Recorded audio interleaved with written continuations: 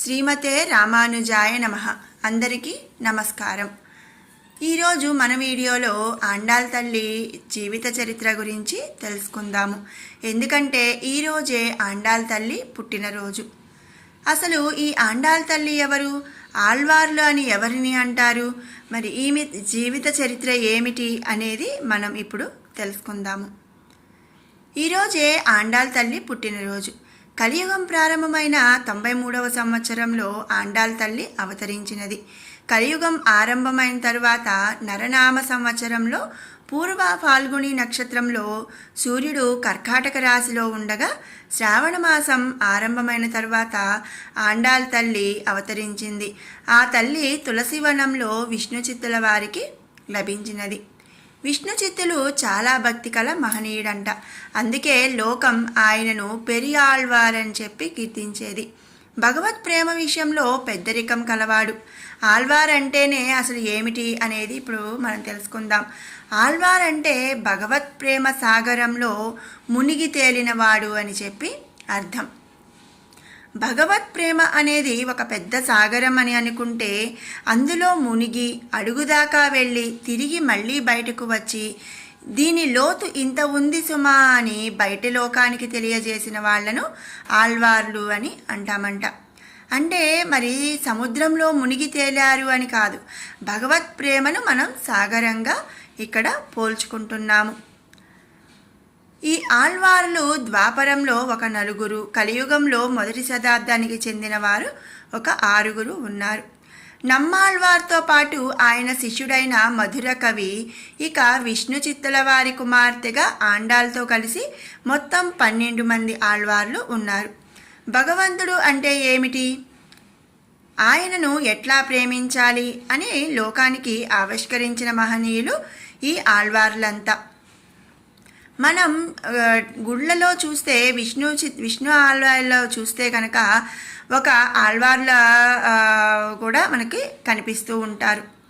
కర్కటే పూర్వ ఫల్గుణ్యాం తులసికాననోద్భవాం పాండ్యే విశ్వంభరాం గోదాం వందే శ్రీరంగనాయకీం నీలాతుంగస్తనగిరి తటీ సుప్తముద్బోధ్య కృష్ణం పారార్ధ్యం స్వం శృతిశతశిరసిద్ధ మధ్యాపయంతి స్వోచ్ఛిష్టాయాం సృజినిగళితాం యాబలాత్కృత్య భుంక్తే గోదా తస్యై నమ ఇదమిదం భూయ ఏవాస్తు భూయః. మనం ప్రతి సంవత్సరం ధనుర్మాసంలో చదివే తిరుప్పావైలో ఇప్పుడు నేను చెప్పిన ఈ శ్లోకాలు అనేవి మనం చూస్తూ ఉంటాము.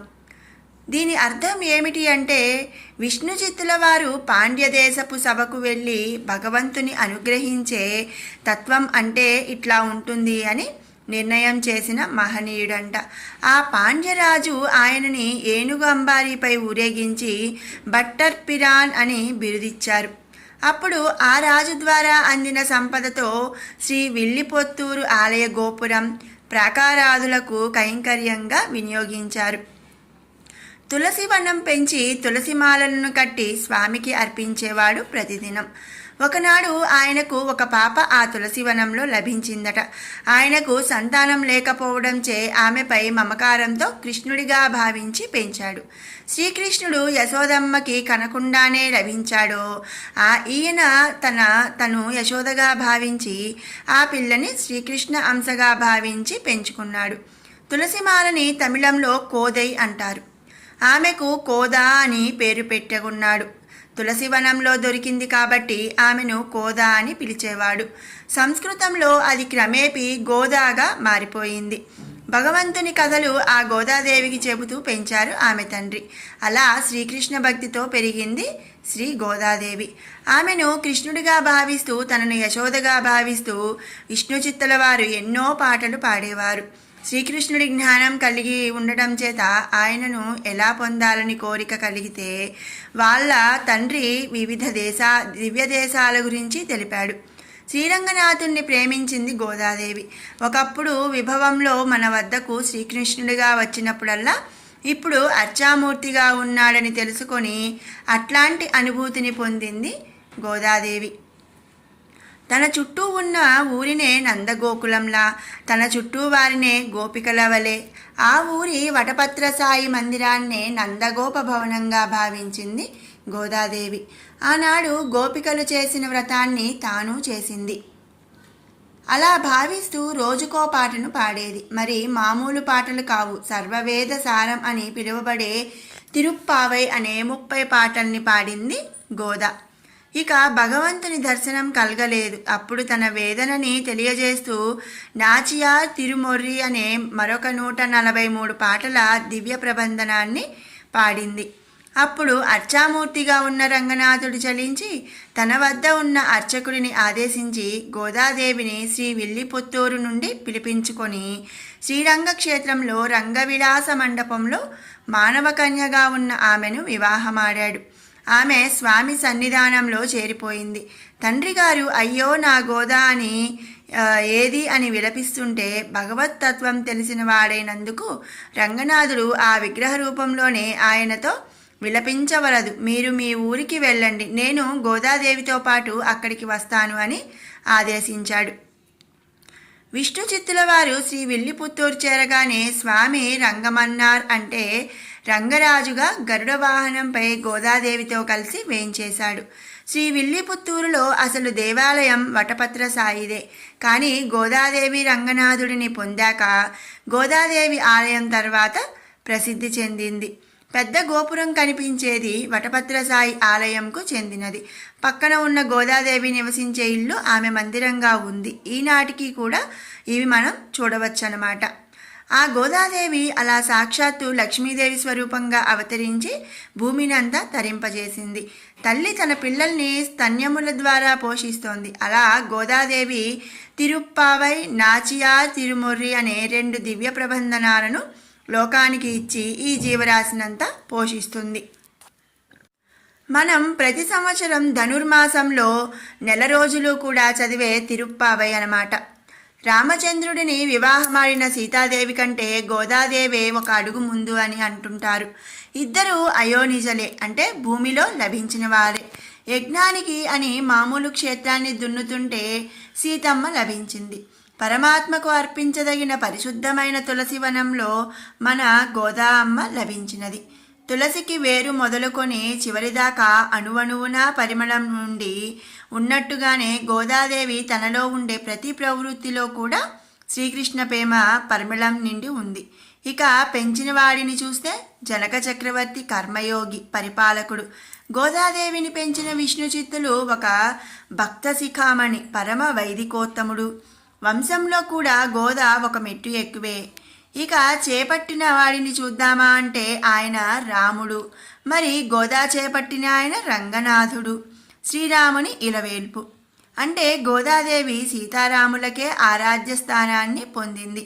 సీతాదేవి ఇలా చేయండి అంటూ మనకేమీ చెప్పలేదు. కానీ గోదాదేవి మనకు ఎన్నో నియమాలు ధర్మాలు నేర్పింది. రామచంద్రుడు పక్కన ఉండగా లేడిని కోరి కష్టాలను తెచ్చిపెట్టుకుంది సీత. కానీ ఆండాల్ తల్లి ఉన్నై అరితిత్తు వందో అంటే నిన్ను కోరి వచ్చాం, పరై తరుతియాగిల్, నీవు ఇచ్చేవి కోరి రాలేదు అని చెప్పింది. దొంగని కాదు దండించేది, దొంగలోని దొంగ అనే ప్రవృత్తిని దండించాలి అని ఈనాడు పెద్ద పెద్ద దేశాలు చెబుతున్నారే, ఆ మాటలు కూడా మనకు గోదా ఎప్పుడో చెప్పింది. మత్తారై మాత్ అరిక్క వళ్ళాన్, శత్రువులలోని శత్రుత్వాన్ని దండించి తొలగించగలిగేవాడే మా స్వామి అని ఎన్నో గొప్ప గొప్ప మాటల్ని తెలిపింది అమ్మ గోదాదేవి. ప్రకృతి సౌందర్యంలో భగవంతుణ్ణి ఎట్లా చూడాలో నేర్పింది అమ్మ గోదా. శాస్త్రసారమైన ఎన్నో రహస్యాల్ని అందమైన పాటలుగా అందించింది కూడా గోదాదేవి. అలా గోదాదేవి ఒక మెట్టు ఎక్కువే. ఆమెకు సాటి ఎవరూ లేరు. ఆమె పేరు పెట్టుకున్నందుకు గోదావరి నది పవిత్రంగా అయ్యింది. ఆమె శ్రీరంగంలో రంగనాథుడిని చేరినందువల్ల కావేరీ నది పవిత్రమైంది. తను స్వామి సన్నిధానం చేరే ముందు మనల్ని అందరినీ బాగు చేస్తానని వాగ్దానం చేసింది. మరి స్వామి ఫలింపచేస్తాడా అంటే, ఆమెను పాణిగ్రహణం చేశాడంటే స్వామి ఒప్పుకున్నట్టే కదా. ఆ మార్గం మనం ఆశ్రయిస్తే చాలు, మనం పరమాత్మను తప్పక అందుకోగలమన్నమాట. గోదాదేవి ధరించి విడిచిన మాలని కదా స్వామి ధరించాడు. అందుకే ఈనాటికి కూడా శ్రీ వెంకటేశుడు బ్రహ్మోత్సవాల్లో శ్రీ విల్లిపుత్తూరు నుండి గోదా ధరించిన మాలని తెప్పించుకొని ధరించి గోదా చేపట్టిన చిలుకని తాను చేత ధరించి పొంగిపోతూ ఊరేగుతాడు. భగవంతుడికి గోదా ధరించిన మాల అంటే అంత ప్రేమనమాట. ఆమె పాటలని మనం పాడుకోగలిగితే తరించిపోతాం. ఇది మరి గోదాదేవి యొక్క చరిత్ర. అలాగే అసలు ఆళ్వార్లు అంటే ఏమిటి అనే విషయం అన్నమాట. మీకు ఈ వీడియో నచ్చినట్టయితే లైక్ చేయండి, షేర్ చేయండి. అలాగే ఇలాంటి మంచి వీడియోస్ కోసం మన షడ్రుచులు బై కిరణ్ ఛానల్ని సబ్స్క్రైబ్ చేసుకోండి. మరొక మంచి వీడియోతో మళ్ళీ కలుసుకుందాం. Thanks for watching.